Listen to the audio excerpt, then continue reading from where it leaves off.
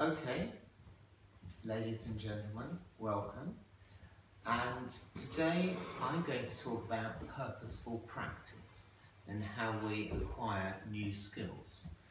And I'm going to do this by giving you a brief demonstration on the bass guitar. So this particular song, you may all know, it's I Wish by Stevie Wonder. And this is how the bass line goes.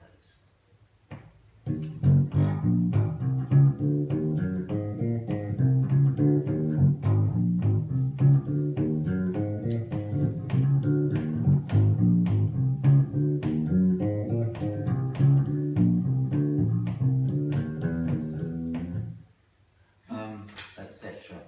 So that's fairly fluent, and the reason for that is it's a repeating riff that is hardwired, and I know it automatically, not as automatically as I should do perhaps, but pretty automatically, and I can generally play it without even thinking about it.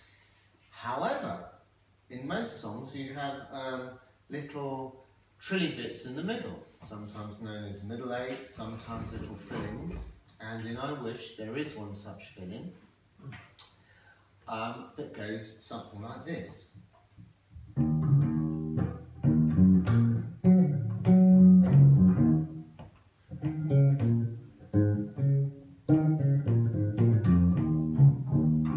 And you'll notice I had difficulty playing with that. It wasn't as fluent as the main riff. So why is that? I got it wrong actually. So I was under pressure because I'm being videoed.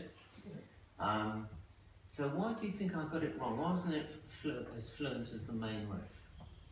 You don't have to play it so often. That's exactly right, Peter. It only occurs twice in the song, so I don't play it as often. So it's not as hardwired, and I really have to think about it if I want to get it right.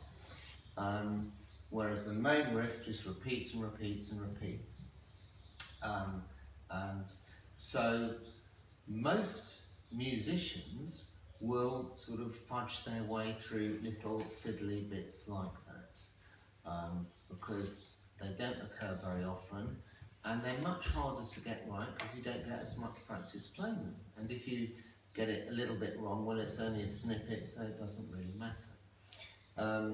But in fact, it does matter, and that's what separates good players from average players. Now, I'm talking about the bass guitar, but the same principle applies to anything we learn.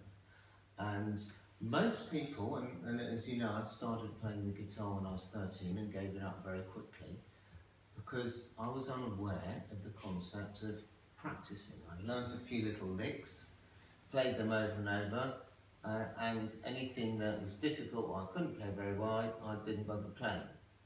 So the key is really to break things down into their elemental levels and practice that. So that Stevie Wonder riff, I would go several times until I got that right. And then the next bit, play that several times. And then the next bit.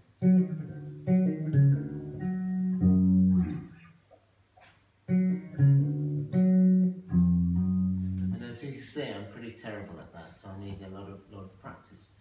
And that is really what separates good players from average players. They sort of break things down, and the misconception is that some people have innate talent at playing instruments or sport or whatever it is. And that simply is not the case. It really is breaking things down to their individual components, focusing on what you can't do until your brain creates the wiring that enables you to do it without thinking. And that's what learning and development is, whether it's playing a musical instrument, sports, or at work. Same has been done with physicists. So, I'm going to put my average bass playing, particularly average today, because as I said, I'm under pressure being recorded, knowing it will go up on YouTube and millions of people will see me messing it up. So as we know, when you're under pressure, it shuts down the prefrontal cortex and makes you perform much worse. And incidentally, that is why it's one thing to practice an instrument when you're at home. My technician will just take this from me. Thank you very much. It's one thing to practice the bass or any instrument at home, and there's no pressure, you can get it right. But as soon as you're on stage gigging, a lot more pressure, and everything that can go wrong absolutely will go wrong. So it absolutely has to be hardwired in your brain. So how does this apply to the workplace? Let me show you, Coldia. Just pause that a minute.